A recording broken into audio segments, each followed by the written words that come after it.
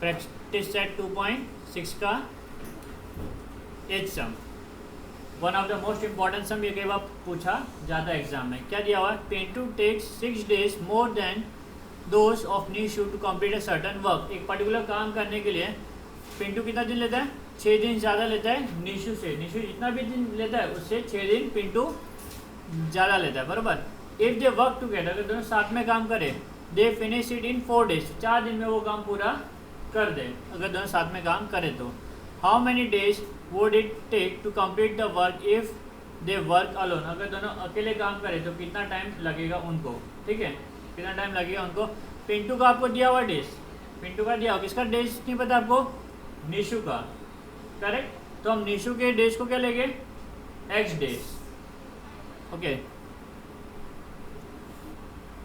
पिंटू और निशु। तो let the number of days required by Nishu alone to complete a work be x days, okay. Therefore Pintu को कितना लगेगा? Pintu takes, यानी कि पिंटू का work equal to number of days required by Pintu alone is 6 days more than that of Nishu, यानी कि x plus 6।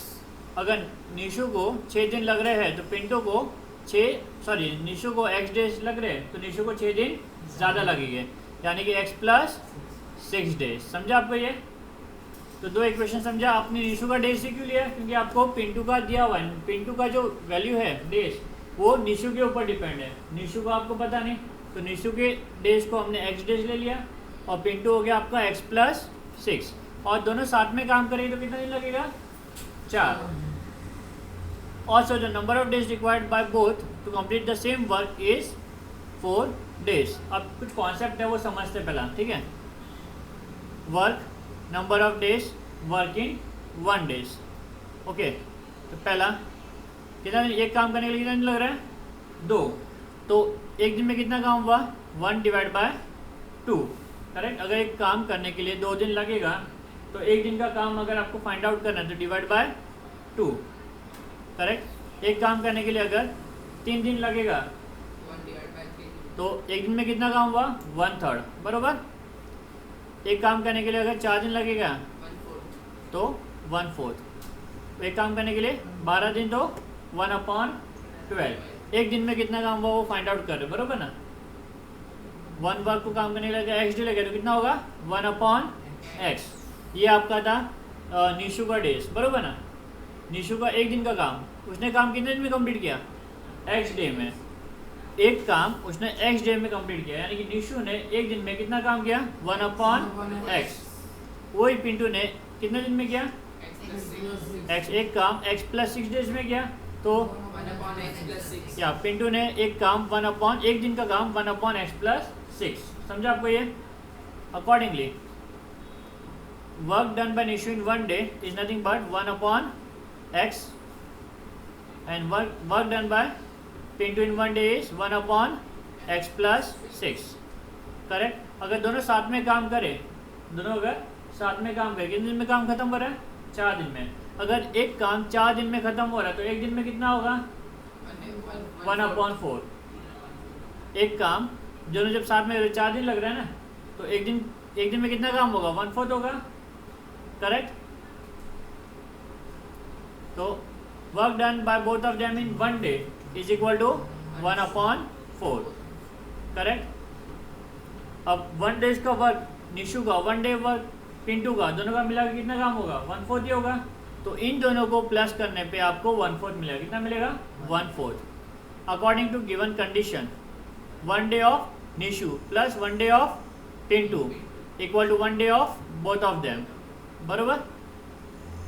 फिर cross multiply, x plus 6 plus x upon x into x plus 6 equal to 1/4। Therefore x plus x 2x plus 6 upon x into x square plus 6x equal to 1/4। Cross multiply करेंगे तो ये 1 से multiply होगा तो वही value रहेगी, denominator 1 से multiply होगा तो वही वैल्यू रहेगी, एज इट इज लिख दिया। अब इस टर्म को हम 4 से मल्टीप्लाई करेंगे, 8x प्लस 24, ठीक है, करेक्ट। अब सिंप्लीफाई करेंगे, सबको हम लोग लेफ्ट हैंड साइड ले जाएंगे,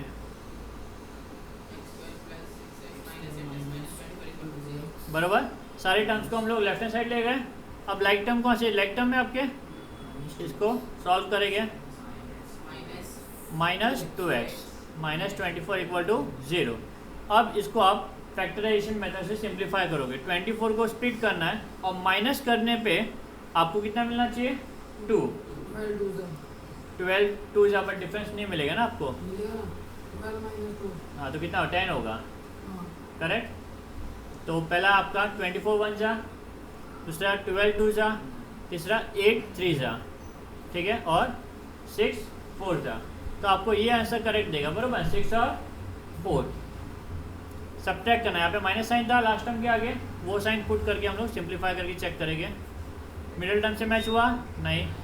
मिडिल टर्म से मैच हो रहा है, ये नहीं, ये भी नहीं। Last term, yes, last term match हो रहा है।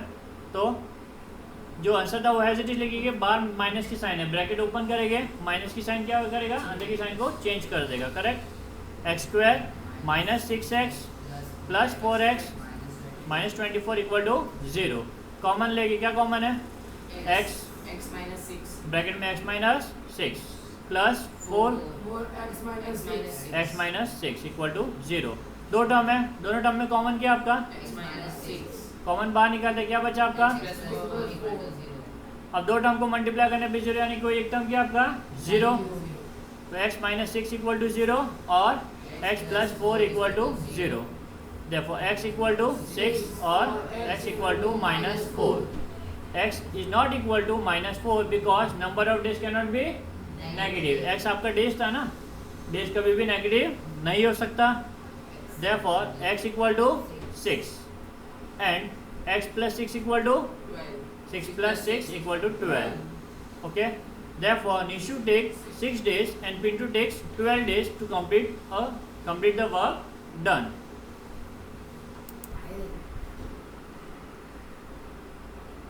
प्रॉब्लम सेट सेकंड का question number 15। A tank fill completely in 2 hours। Tank है जो कितने देर में फिल होता है, 2 hours। If both the taps are open, तो कितने टैप्स है, दो टैप्स को ओपन करेगी तो 2 घंटे में आपका टैंक फिल हो रहा है। If only one of the tap is open at a given time, the smaller tap take 3 hours more than the larger one to fill the tank. Tank है, 2 टैप है, एक बड़ा टैप है और एक छोटा टैप है, ठीक है। छोटे टैप को 3 घंटे ज़्यादा लगते हैं लार्जर वन से। अगर लार्जर वन x टाइम लेगा तो स्मॉलर वन को x + 3 hours लगेगा, ठीक है।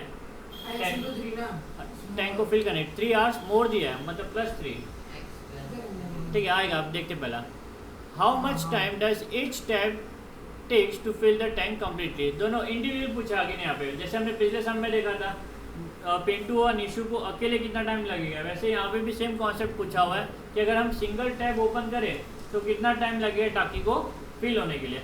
हम लोग एनिमेशन के थ्रू समझते हैं। सबसे पहला ये आपके 2 टैब आप देख सकते हो, एक बड़ा टैब है और एक छोटा टैब है, बराबर। दोनों टैब जब साथ में चालू करते हैं हम लोग तो टैंक कितने देर में फिल हो रहा है, it get fill in 2 hours। 2 hour में ये भर गया, ठीक है। सेम पिछले वाले कॉन्सेप्ट जैसे ही है, जैसे हमने अभी देखा था पिछले सम की जैसे ही है। और अगर सिर्फ बड़ा टैब ओपन करूँ, खाली बड़ा टैब, कितना टाइम लगेगा उसको, पता नहीं कितना है, x लगेगा, हम इसको कितना लगेगा, x है। स्मॉलर टैब को 3 घंटे ज़्यादा लग रहा है, स्मॉलर टैब को 3 घंटे ज़्यादा लग रहा है। तो बड़े टैब को अगर x लग रहा है तो स्मॉलर टैब को कितना लगेगा, x + 3 hours। स्मॉलर टैब चालू किया, यहाँ पे लिखा कि smaller taps take 3 hours more than the larger one, ठीक है। तो ये हो गया x + 3 hours। समझ गया आपको। ये आपको पूछा गया है कि दोनों टैब इंडिविजुअली कितना टाइम लेंगे फिल करने के लिए। Okay, time taken by both the taps together to fill the same tank in 2 hours। दोनों टैब अगर साथ में चालू करो तो कितना घंटे लगेंगे, 2 घंटे में टैंक अपना फुल हो जाएगा, बराबर। अगेन वही कॉन्सेप्ट, टैंक, एक टैंक है, टाइम कितना रिक्वायर्ड है फिल करने के लिए, और 1 hour में कितना फिल होगा। पिछले सम में हमने देखा था 1 day में कितना फिल होगा, बराबर ना। यहाँ पे हम देखिए 1 घंटे में कितना पानी फिल होगा। अगर एक टैंक को फिल करने के लिए 2 घंटे लगते हैं तो 1 घंटे में कितना फिल होगा? 1/2, हाफ, करेक्ट। अगर एक टैंक को फिल होने में 3 घंटे लगते हैं तो 1 आवर में कितना फिल होगा? 1/3। अगर एक टैंक को फिल होने में x आवर्स लग रहे तो 1 आवर में कितना फिल होगा? 1/x। और वही एक टैंक को फिल होने में x + 3 आवर्स लग रहे तो 1 घंटे में कितना फिल होगा? 1/x + 3। ठीक है, समझा आपको? 1 आवर का आपने कैलकुलेशन कर दिया। अब आगे, time taken to fill the bigger tank alone fill करने में कितना लग रहा है? x hour. तो 1 आवर में कितना फिल होगा? 1/x। स्मॉलर टैंक को कितना टाइम लग रहा है? x + 3 our.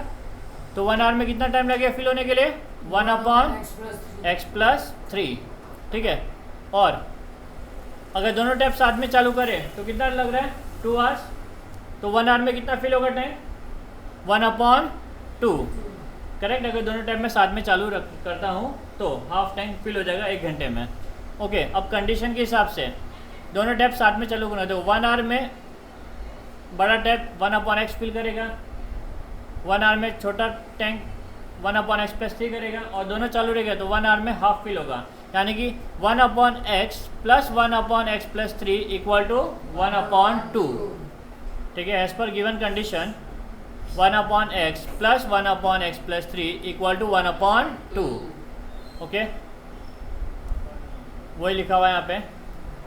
हमने वापस जो कंडीशन लिखी थी लिख दी। क्रॉस मल्टीप्लाई करेंगे, 1 × x + 3 x + 3 plus 1 × x x upon x × x + 3 = 1/2।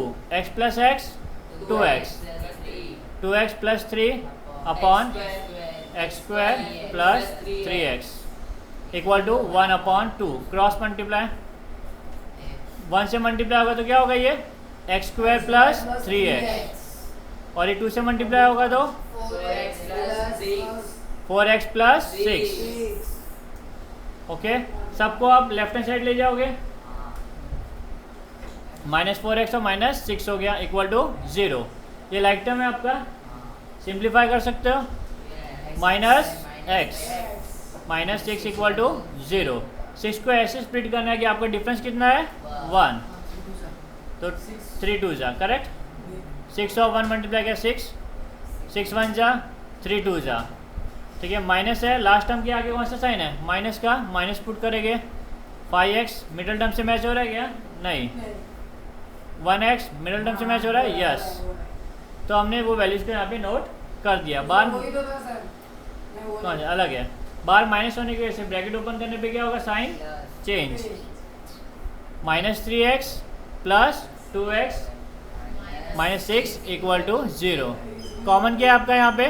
x, तो x - 3। कॉमन क्या है यहाँ पे? +2। तो ब्रैकेट में क्या आएगा? x - 3 = 0। दोनों टर्म में x - 3 कॉमन है, x - 3 को कॉमन बाहर ले लेंगे, बचा आपका x + 2। मल्टीप्लाई करने पे 0, यानी कोई एक नंबर क्या आपका? 0। x - 3 = 0 और 2 = 0। तो x = 3 और x = -2। Therefore x cannot be equal to -2 because time cannot be negative. Therefore x = 3। ठीक है, एंड x + 3 = 6, करेक्ट। तो लार्जर टैप को 3 आवर्स लगेंगे और स्मॉलर टैप्स को 6 आवर्स, तब जाके टैंक क्या होगा? Fill. Okay, next sum, practice set 2.6 का 6th sum. Mister Kasam run a small business of making earthen pot. क्या बना रहे हैं वो? Earthen pot. He makes certain number of pot. कितने पॉट्स बनाए बताया हुआ नहीं है, सर्टन नंबर लिखा हुआ ऑन डेली बेसिस। हर दिन का कुछ फिक्स अमाउंट ऑफ पॉट्स बना रहा है। Production cost of each pot is 40 more than 10 times the total number of pot. जितना भी पॉट बना रहा है उसका 10 टाइम्स ज़्यादा कॉस्ट आ रहा है टोटल। ठीक है, ही मेक्स इन 1 डे। जितना भी पॉट वो 1 डे में बना रहा है उसका 10 टाइम्स निकालना पड़ेगा और उसमें 40 ऐड करना पड़ेगा। ठीक है, तब आपको उसका कॉस्ट मिलेगा। हम इसको इक्वेशन को लेके तब देखते हैं। If the production cost of all pot per day is 600। जितना भी पॉट बना रहा है सभी का जो कॉस्ट है वो कितना है? 600 find the production cost of one pot and number of pot he makes per day. दो चीज़ पूछा हुआ है, प्रोडक्शन कॉस्ट भी पूछा हुआ है और कितना पॉट वो बना रहे हैं।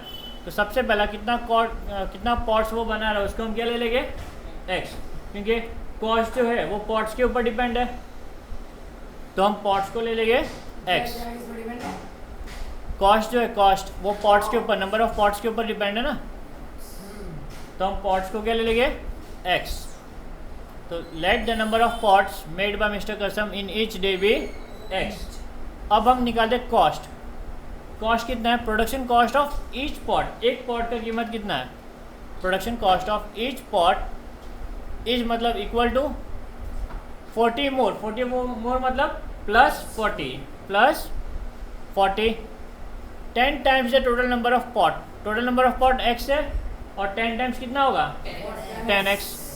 तो ये हो गया आपका कॉस्ट ऑफ ईच पॉट, एक पॉट का कॉस्ट मिल गया। और कितने पॉट्स बने उसने, x। तो टोटल कॉस्ट फाइंड करना है, एक पॉट की कीमत 10x प्लस 40 है और इसने टोटल x पॉट बनाया, तो क्या करना पड़ेगा, मल्टीप्लाई। टोटल कॉस्ट फाइंड करने के लिए क्या करना पड़ेगा, multiply x multiply by 10x plus 40। The production cost of all the pots made by him in one day equal to 600 दिया हुआ है, कितना दिया हुआ है, 600। और हम इक्वेशन भी डिराइव कर सकते हैं, as per given condition x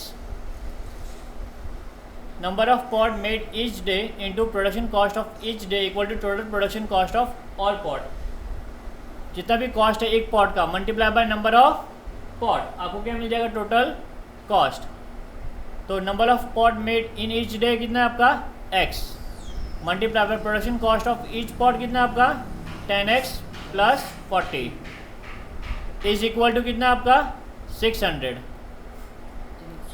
अब मल्टीप्लाई करेंगे x into 10x, 10x square plus 40x equal to 600। Left hand side ले जाएंगे तो माइनस 600 इक्वल टू 0। सारे टर्म किससे डिविजिबल है, 10 से, डिवाइडिंग थ्रू आउट बाय 10।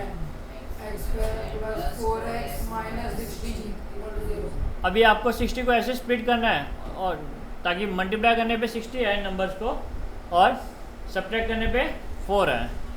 तो हम पहले मल्टीप्लाई करते हैं 60 को 1 से मल्टीप्लाई कर 60 स्प्लिटिंग, 61 जा, 32 जा, 12 5 जा और 10 6 जा। लास्ट टर्म के आगे कौन सा साइन है आपका, माइनस। लास्ट टर्म के आगे माइनस साइन है ना, तो माइनस करके चेक करेंगे मिडिल टर्म मिलता है कि नहीं मिलता है।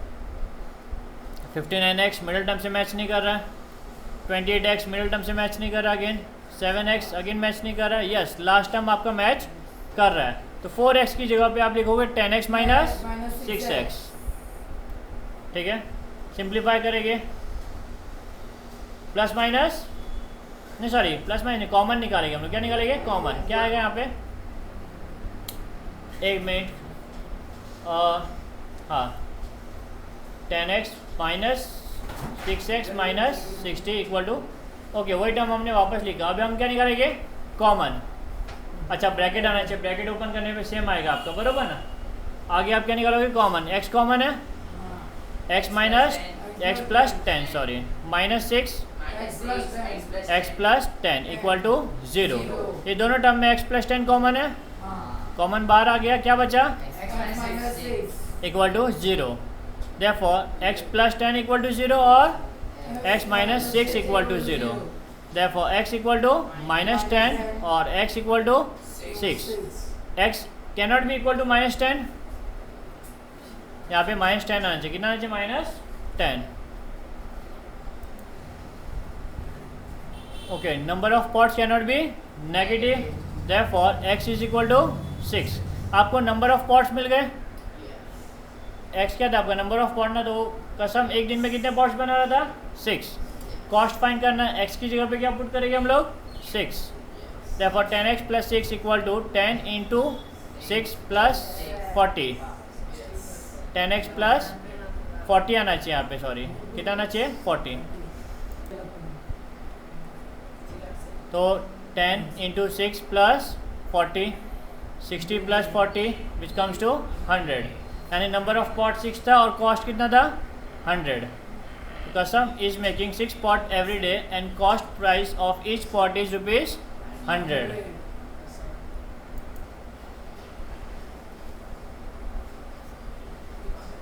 Mukund possess 50 more than what Sagar possess rupees है पैसे। मुकुंद के पास 50 ज़्यादा रुपए जितना भी सागर के पास है। सागर के मुकाबले मुकुंद के पास 50 रुपए ज़्यादा है। The product of the amount they have is 15,000। दोनों के अगर अमाउंट को मल्टीप्लाई करें तो कितना हो जाएगा 15,000। Find the amount each one has. हर एक के पास कितना अमाउंट है वो। मुकुंद के पास कितना है वो दिया हुआ है, ठीक है। सागर के पास जितना भी उससे 50 ज़्यादा, बट सागर के पास कितना दिया हुआ है क्या, नहीं, बराबर। ओके तो हम लोग सागर के पास कितना है x रुपीज़ कंसिडर करेंगे, ठीक है ना। मुकुंद का दिया हुआ, सागर का नहीं पता। Let the amount with Sagar B rupees x। Therefore amount with Mukund is x plus 50, ठीक है। 50 मोर था तो प्लस 50 लिख दिया। सागर से 50 मोर था, सागर का x अमाउंट था x, दोनों का अमाउंट मिल गया। According to given condition product यानी कि क्या, multiplication x into x plus 50 is equal to 15,000। Simplify करेंगे x square plus 50x minus 15,000 equal to 0। अब 15,000 को स्प्लिट करना है, ठीक है। तो x स्क्वायर माइनस 15,000, 50 ऐसे स्प्लिट करना है कि बीच का टर्म क्या आना चाहिए आपका 50, और वो टर्म को क्या करना है आपको सब्ट्रैक्ट। तो 15,000 पहला 150 लिख दिया हमने यहाँ पे। 15 इंटू कैलकुलेशन सिंपल करने के लिए 150 लिख दिया, ठीक है ना। 15 इंटू 10, ओके, मिल रहा है आपको 50। जीरो पुट कर दिया अभी हमने। कितना मिल गया आपका 50, ठीक है। तो अगेन 150x और 100x, तो हम लोग 50x के लिए भी कितना लिखेंगे 150x और 100x। साइन सेम होने की वजह से अंदर की वैल्यूज चेंज नहीं होगी, ठीक है। नेक्स्ट लाइक टर्म है ये नहीं, कॉमन निकाले, क्या निकालेंगे कॉमन, या x बार आ गया x प्लस 150 या minus 100 x plus 150 equal to 0। दोनों टर्म में x प्लस 150 कॉमन है, equal to 0। x plus 150 equal to 0 और x minus 100 equal to 0। Therefore x equal to minus 150 और x इक्वल टू 100, ठीक है। अभी बताओ अमाउंट नेगेटिव हो सकता है क्या, नहीं। x equal to minus 50 is not acceptable because amount can not be negative. Therefore x is equal to 100। तो सागर के पास कितना है 100 और मुकुंद के पास कितना हुआ 100 plus 50 which is 150। Therefore amount with Sagar is rupees 100 and amount with Mukund is rupees 150।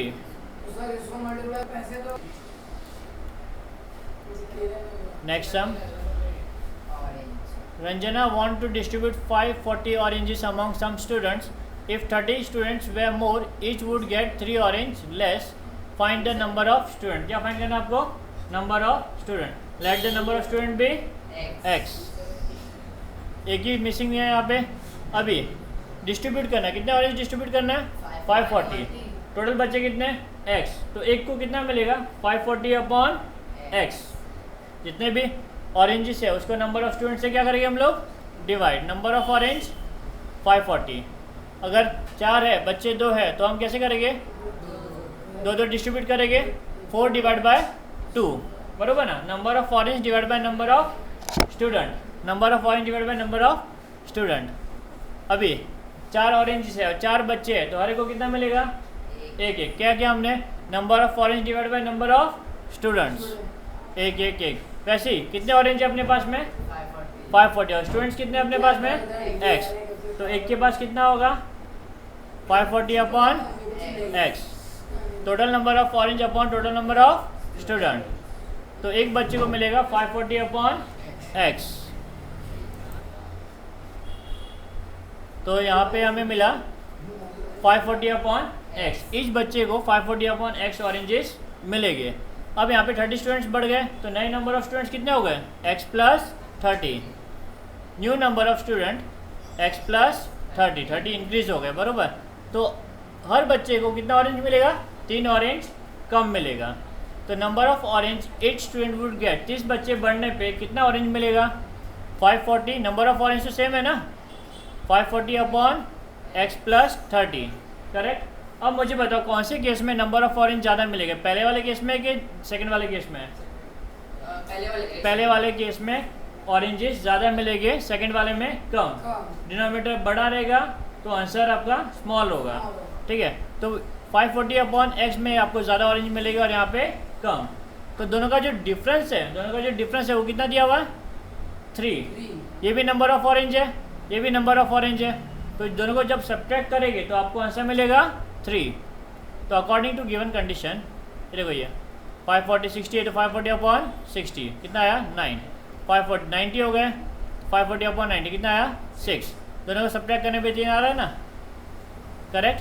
तो वैसे ही है ओल्ड नंबर ऑफ ऑरेंज, पहले ओल्ड कितना मिला था 540 upon x minus new number of orange कितना 540 upon x plus 30 equal to 3। Okay, cross multiply 540 same है, कट कर देंगे, पहला सिंप्लीफाई कर देंगे। तो ये हो गया आपका 540 कॉमन बाहर ले लिया, क्या ले लिया हमने 540 कॉमन बाहर ले लिया, तो अंदर क्या बचा 1 upon x minus 1 upon x plus 30 बराबर equal to 3। Therefore x plus 30 multiply किया, क्रॉस मल्टीप्लाई, इसको इससे मल्टीप्लाई किया, minus x upon x into x plus 30 equal to 3 upon 540।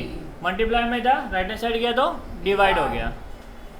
Therefore ये तो कट हो गया x 30 upon x square plus 30x equal to 1 upon 180, correct. अब simplify करेंगे इसको और एक्स स्क्वायर, ये जो लास्ट ये टर्म है 1 से मल्टीप्लाई हो रहा है, x square plus 30x equal to 180 into 3 कितना आएगा, 180 इंटू 30 5400। 5400 लेफ्ट हैंड साइड में आएगा तो माइनस हो जाएगा। अब इसको आप क्या करोगे, स्प्लिटिंग करोगे, x square minus 5400 equal to 0। 5400 को इस तरीके से स्प्लिट करना है ताकि जो डिफरेंस है दो नंबर के बीच में कितना है 30, जो कि आपका होगा, ठीक है, 90 और 60।